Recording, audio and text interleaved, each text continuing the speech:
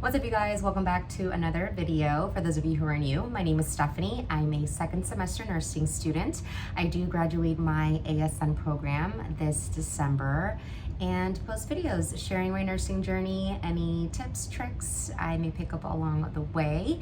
And today I did want to talk to you guys a little bit about how I have been studying, share some of the things that have helped me thus far.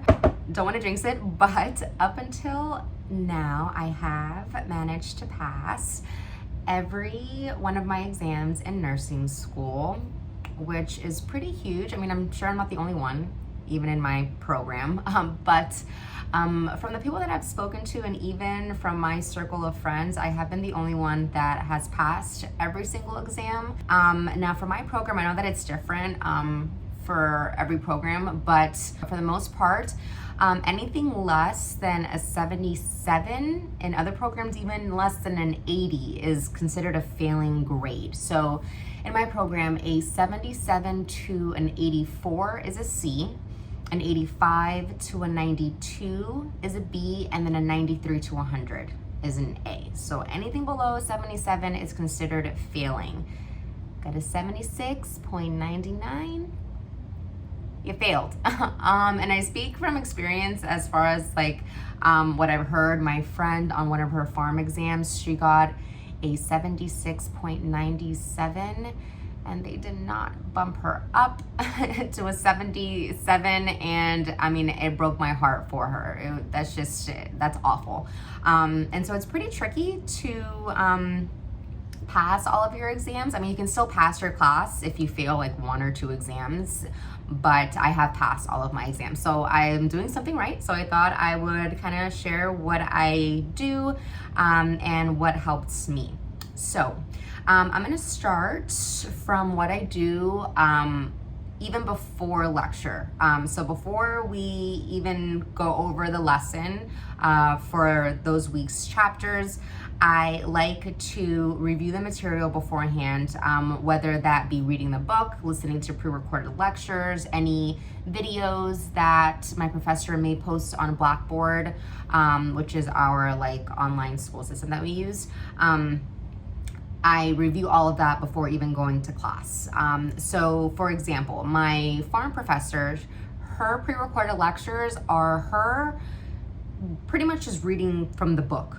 And as she's reading, she notes any key points that we should know or like highlight or pay attention to, things that she wants us to make sure that we know are important.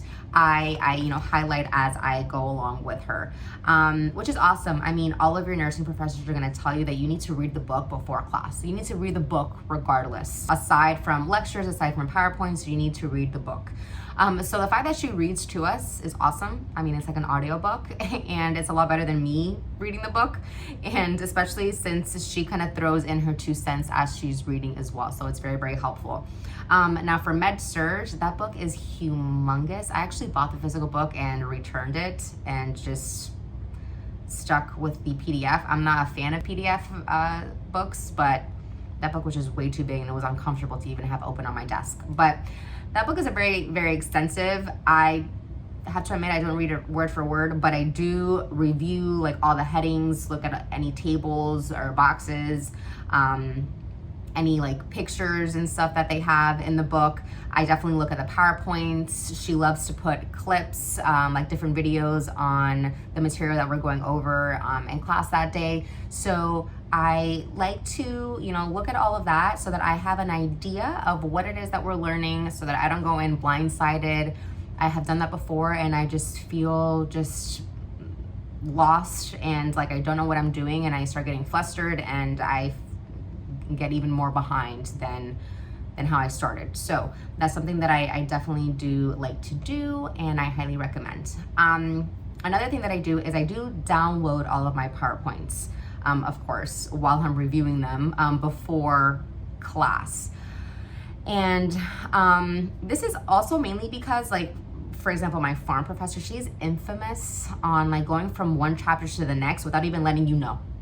Like she's going over GI, which is one chapter, and then she's on to anti-ulcers, which is like the next chapter, and it's a completely different PowerPoint, and you're just like, wait, what? Where were we? Where are we now? And so I've already like caught up on that and realized how she does it. So I make sure that I have all of the PowerPoints in order on my Notability, which is the app that I use on my iPad. I'm not sure what apps you use if you have an iPad. I know that there are different ones, but Notability I love. It's like $14, but it's totally worth it to me. So many different features that I like. But I make sure that all my PowerPoints are on my Notability. And I mean, it's cool because she does already put them in order on Blackboard, and she organizes them by week. So it's easy for us to be able to download them and keep track that way.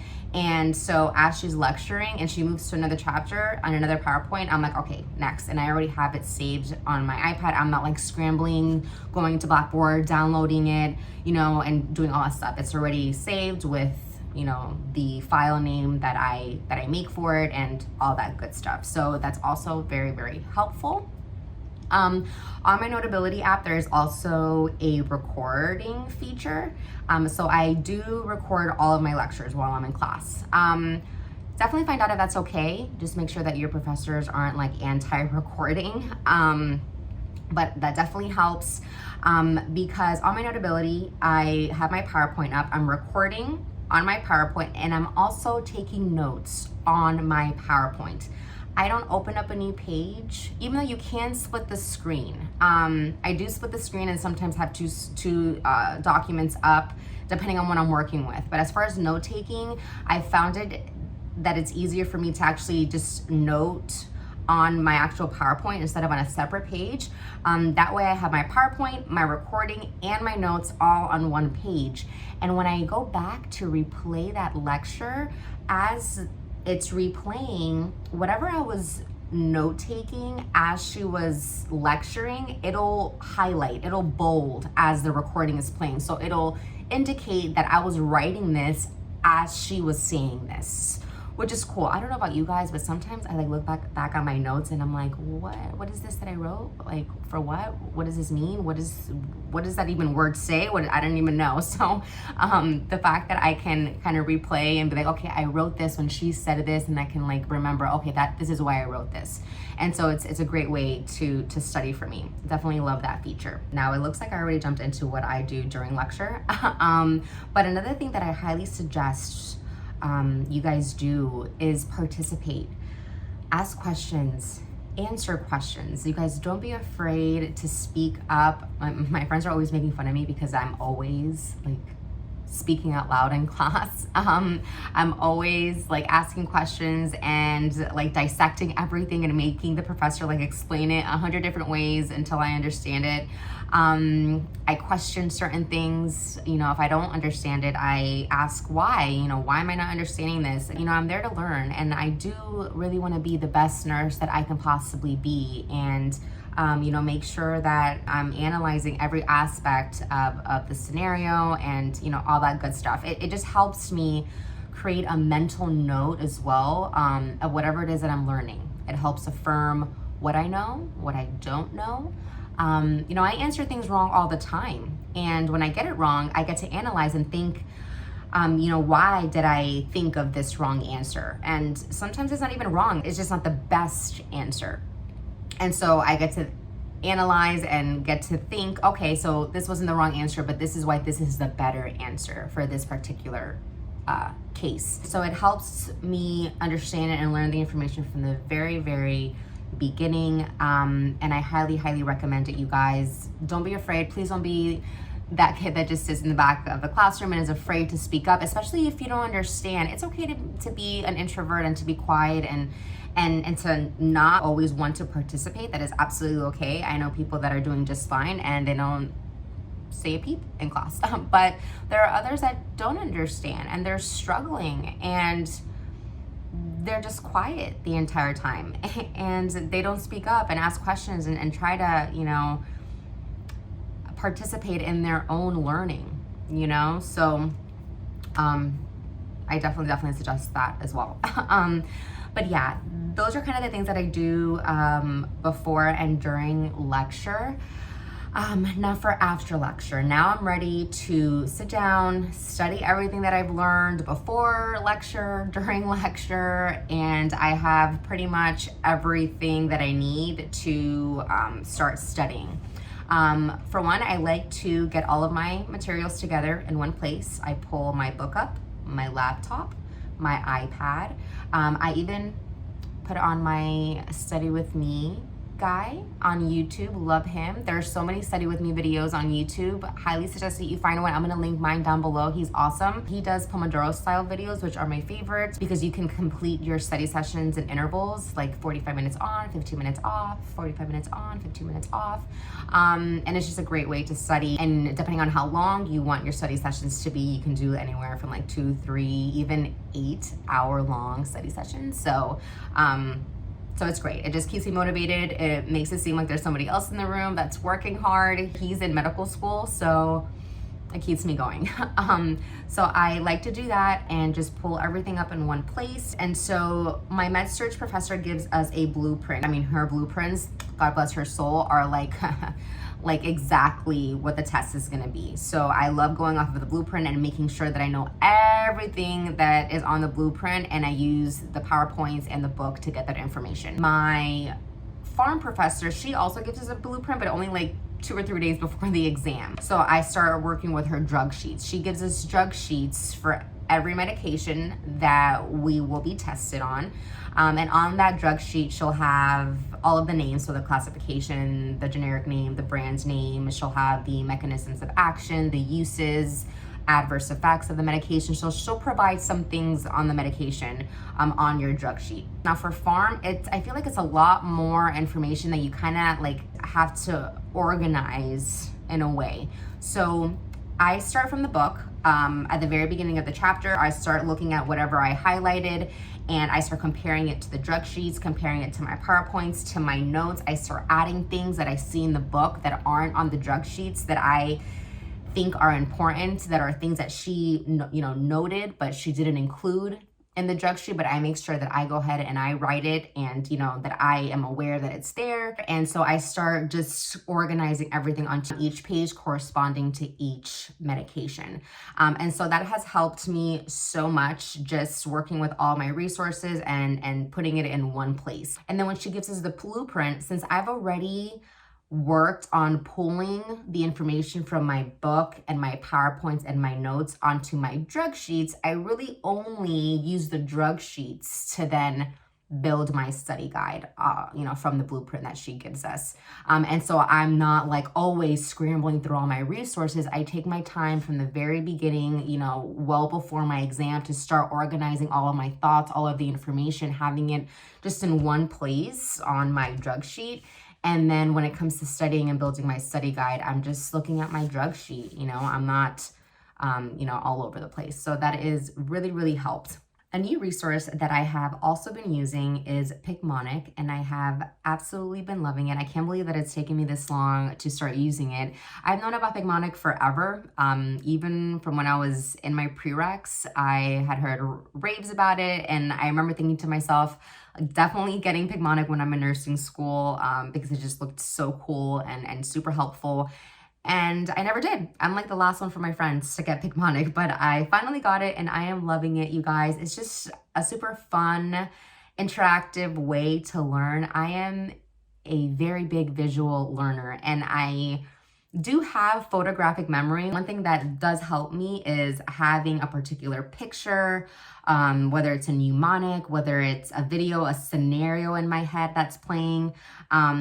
It helps me wrap the idea or thought, around whatever it is that I'm trying to figure out. So for example, when I participate in class, or I answer or ask a question when I'm studying, or even when I'm in the test and I'm trying to figure out an answer, I start playing back these scenarios.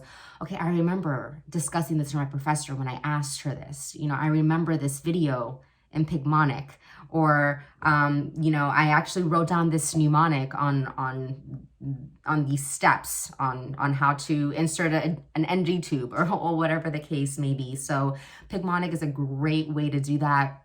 They're these animated clips that you can watch in an educational version or more of a like story mode version. So it's super cool.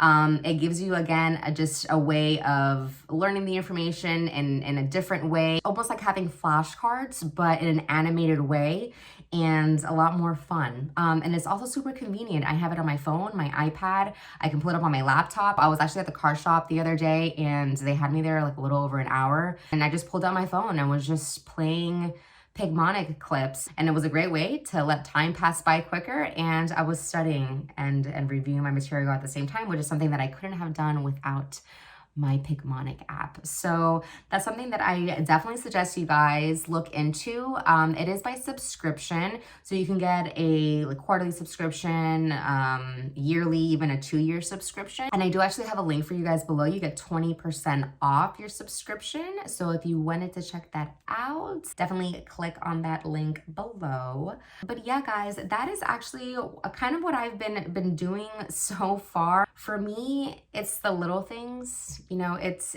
the starting from the very beginning, you know, reviewing the material before lectures, participating during lectures, you know, recording and taking notes and having everything in one place, making sure that you're using all of your resources at hand.